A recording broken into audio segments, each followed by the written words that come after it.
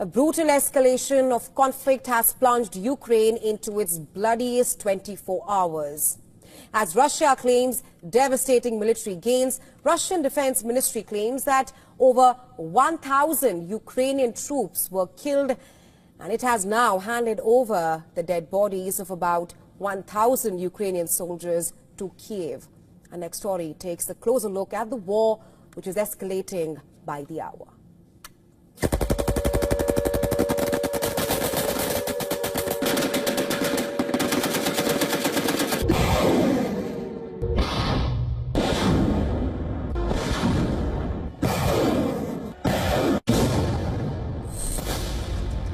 The battlefield is ablaze, a storm of steel and fire.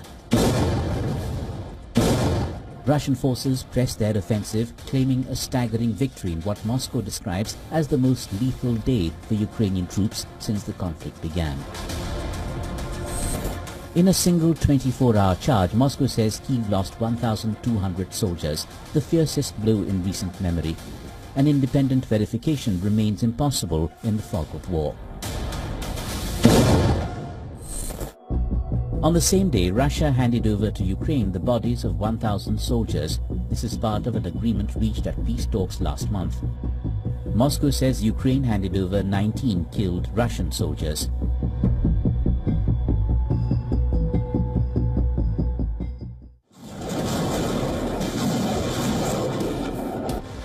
On the front lines, the situation is dire for Ukraine.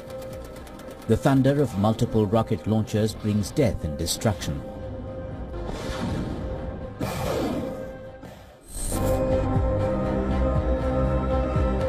Ukrainian troops valiantly try to hold their posts and launch precision strikes to destroy the incoming Russian tanks.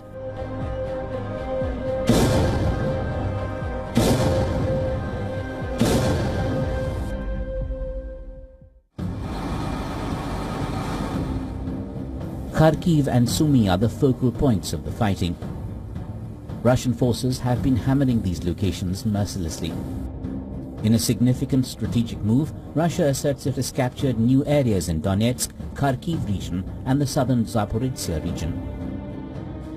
The Russian military accelerated its advances for a third consecutive month in June. Its territorial gains for that month were the biggest since November last year.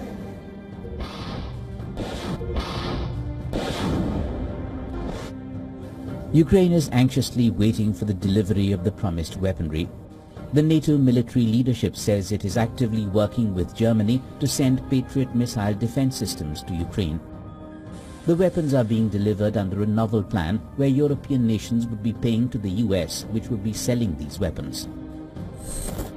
But now France, Italy and the Czech Republic have rejected funding weapon supplies, citing concerns over the economic toll on their populations. Bureau Report, Beyond World is One. Well, talk of a nuclear response no longer lives in the world of hypotheticals. Russia has drawn its lines. Lines the West now edges closer to crossing. Well, as Europe scrambles to arm Ukraine and fractures ripple through the EU, Moscow warns that those who meddle might find themselves not just at the firing line, but in the Armageddon's crosshair. Take a look at this next report for more.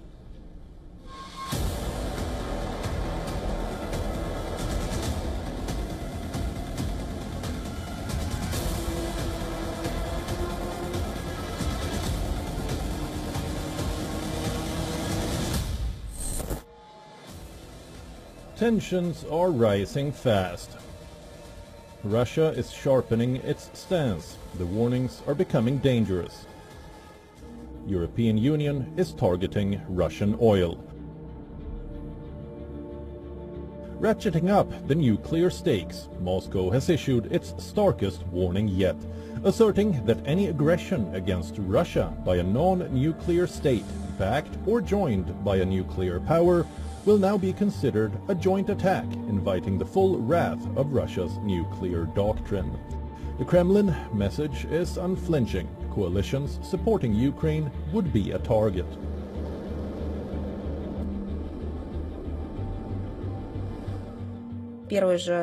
The very first missiles shot down by our air defense systems will allow us to quickly establish where and how they were produced, and most importantly, to accurately name the country of origin. We have already warned about the consequences.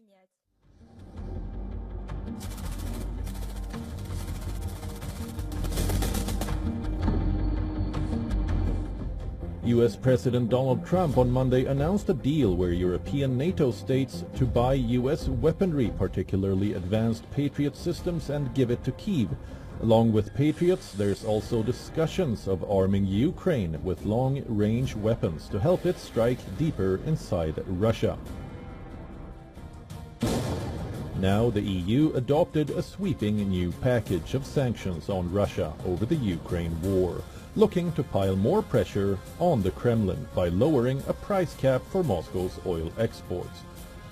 Moscow downplayed the impact of fresh European Union sanctions on Russia's economy, saying they were illegal and would backfire.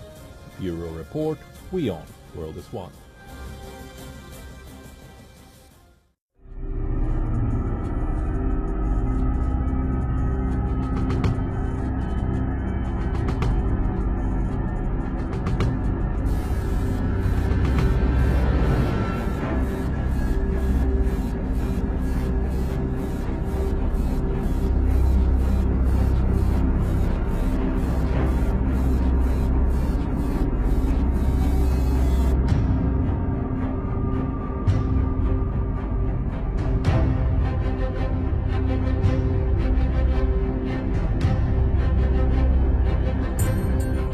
Сьогодні відночі столиця підверглася комбінованій масованій ракетно-дроновій атаці з боку Росії, вкотре вже за цей місяць і попередній ми бачимо, що вони спрямовують дуже велику кількість ударних дронів, а також різноманітних ракет, як балістичних, так і крилатих.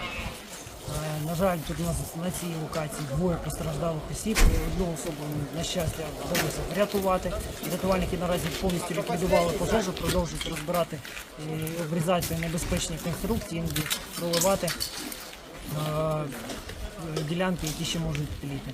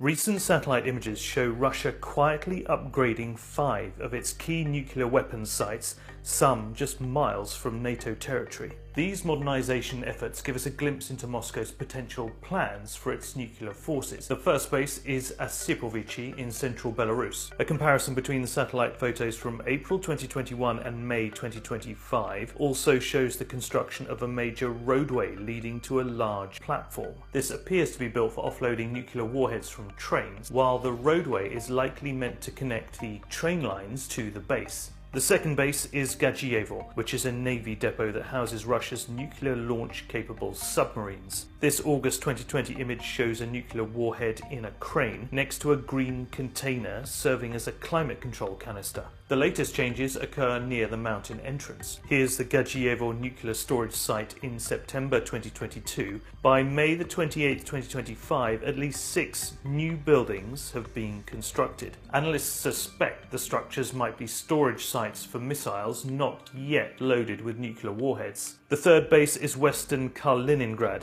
a Russian exclave that borders Lithuania and Poland. Next to a prison in the area is a base that served as a nuclear maintenance and deployment unit ever since the Soviet era. In this 2012 Google Street View photo, posters on the site's fences describe the unit's purpose and history. Back at the actual storage facility, a comparison of satellite images from 2020 and November 2022 shows that Russia uncovered and then reburied one of its bunkers. Kamchatka is across the Bering Sea from Alaska and is home to one of Russia's naval bases for its Pacific Fleet. Analysts believe Russia holds or used to hold nuclear warheads in a storage facility near this mountain. But a satellite image from October 2022 shows that Russia was also starting to construct 2 new buildings. In this new image taken on June the 3rd, 2025, the northernmost facility is completely covered and satellites can no longer peer inside. The 5th base is on the northern archipelago of Novaya Zemlya, which was where the Soviet Union detonated its Tsar thermonuclear bomb, the most powerful nuclear warhead ever detonated in 1961. Near the test site is a support base on the large island of Severny, as seen on March the 21st, 2021. By August 2023, it's clear the base has started to see significant additions,